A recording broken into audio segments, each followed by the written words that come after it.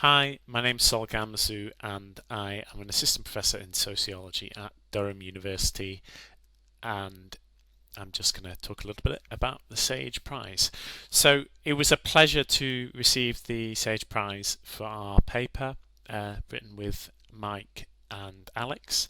And I just wanted to talk briefly about some of the papers that we used in the literature review and how they shaped our thinking about how you can intersect an understanding of accent, place, and class to do some fruitful sociological thinking and analysis. So there are three papers which I'll mention briefly, which were really useful and helped shape my thinking. They were McFarlane and Stuart Smith's paper, which looked at the fine-grained nature of distinctions between accent and class within Glasgow, and how upper class and sort of southern sounding or Edinburgh sounding accents are associated with the art school in Glasgow.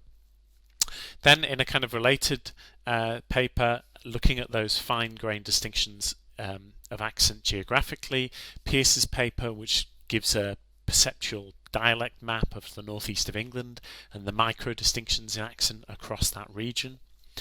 And then Addison and Mountford's fantastic paper on class and accent in universities and how different members of staff, different students use accent to reflect differently depending on who they're talking to. And I think what's really interesting here, and what I think hopefully we contributed to a discussion about, is how you intersect an understanding of the microgeographies of class within a city or a region, and how they are layered onto and reflected in people's speech and people's accent. And I think we can think interestingly about how that applies to educational institutions. Are those micro spatial differences in class structure and those micro distinctions between different places, are they reflected in the way people speak? Do those micro distinctions in accents across different areas play out in the hierarchies that you see within the institutions? So I think there's there's lots to be said and lots of work that could be done in this kind of area, and I think intersecting those lenses is useful and fruitful, and hopefully we've contributed to helping people think about that. Hi, my name is Michael Donnelly. I'm an associate professor at the University of Bath. This paper attempts to bring sociolinguistics into the sociological study of intergenerational social mobility. And it began really from our shared interest in how place, as manifest through accents, becomes significant in wider social, societal processes like the experience of social mobility. And we think that the ideas and concepts and methods of sociolinguistic analysis, which we draw on in this paper, can help to really pick apart the microgeographies of place.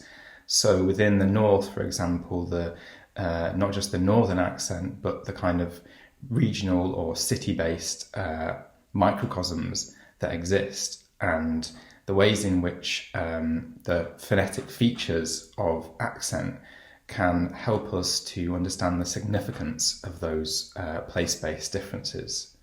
So we think this paper has a lot to offer in going forward, in adding to the already extensive literature that's drawn on the importance of accent, which Sol just mentioned just then, in terms of building on that and offering sociolinguistics as a possible kind of analytic tool to take us further in doing further research in this area. So we hope you enjoy the paper. In terms of methods, the first study was actually done by questionnaire, and I obtained 92 results. The only criterion was that the people who were involved had to be from the UK and therefore have a UK accent. And of these 92 participants, 6 were teachers. 1 was on a training course. The other 5 were established at various levels, including university. And what they had to say about their accent really made me think that maybe the focus should next be on teachers. So I did 3 extra studies beyond the initial one, which obtained the results from 41 teachers, the majority of whom were trainees from both the North and South in terms of where they were living, but in terms of where they were from, all over England and both the Republic of Ireland and Northern Ireland. And the question was essentially asking them, have you ever modified or been told to modify your accent for teaching? Now, identity came into it too, although it wasn't really part of our study, but it's certainly implicit because if you modify how you speak, which we probably do on a daily basis, I'm not suggesting that in itself is problematic, but for some it can be, because what we found with these teachers, especially those from the North and Midlands, much more than the South, is they were being told by mentors to actually change their accent, to reduce it, and they weren't being given very specific phonological information. So the question that comes from this is, does social mobility, which may of course involve a geographical move as well as a career move, does it have to lead to accent mobility? I think it's something we probably already have. I mean, I think some people have phone voice, and we very often can change how we speak and become linguistic chameleons because we have to. We have to change how we speak at a job interview versus when we're out with friends. So there's no suggestion that is something horrible or inherently negative. But here's another question that is raised from this. If someone has otherwise aced teacher training and done a good job and is a good teacher, should accent be part of the overall teaching package? Should teachers reduce their accent?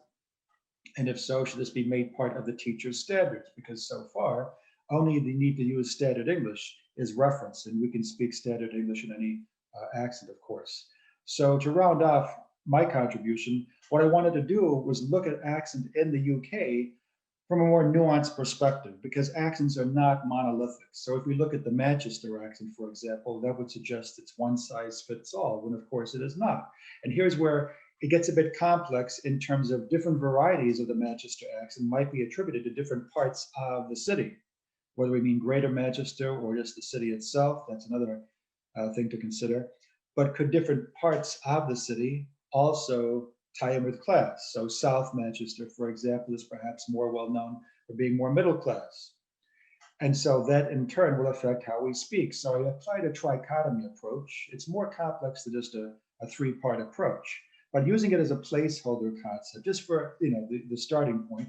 If we take the word Saturday, as I would say it, in a Mancunian accent, well, if we divide it into three categories of neutral, general, and broad, very often these are the terms participants use anyway, or related terms like mild and strong and so on. Well, then a neutral accent from a Mancunian might sound like Saturday. People will hear that and say, well, that does not sound Mancunian. Well, of course it doesn't, because that's the whole purpose, to not sound like where you're from. Because the more you do not sound like where you're from, then it's going to take longer to identify you. And that also means, theoretically, it will be longer for the negative stereotypes to kick in too. So that's why RP, received pronunciation, is the ultimate example of this. And there's different varieties of RP also, but certainly those varieties which do not have any trace of regionality in them. So we don't know where you're from. So a more general version would be Saturday. And then a broad version might be Saturday. So as we go down, I'm not suggesting down in the sense of prestige, because linguistically speaking, there's no such thing as good or bad accents. That's nonsensical. But society, of course, thinks otherwise. And societal reality probably will always, or most of the time, trump linguistic reality. You could, of course, say, well, how can one word, determine someone's accent? Well, if it's a broad accent, sometimes one word is all it takes because of what I call phonological giveaways. These sounds, which are so distinctive to a given region, and then identify speakers as being more working class, whereas middle class speakers will have more generic accents which are located or tied to a given region, such as a general Northern English accent, where you can't really pinpoint the specific city. Broad accents, you usually can. So what are these giveaways? So for Manchester, we might hear Saturday. For Yorkshire, instead of go, it might be go or home. For a broad Liverpool accent, the nurse came back might be realized as the nurse came back. So that's just some examples of what we're talking about. And I finish off just by reiterating that no sound can be inherently one thing or the other. There's no such thing as sexy sounds or trustworthy sounds.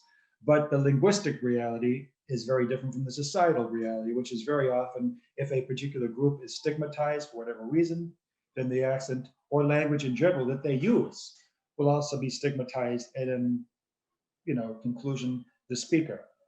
That's very often how it works, simplistic though it is. Stereotyping is obviously a time-saving device, and teachers are being told to modify how they speak, go from broad to more general varieties, such as bath bus to bath bus, and go home to go home, and a teacher in Bristol dropping his R's so he does not sound quite so marked teaching in Manchester.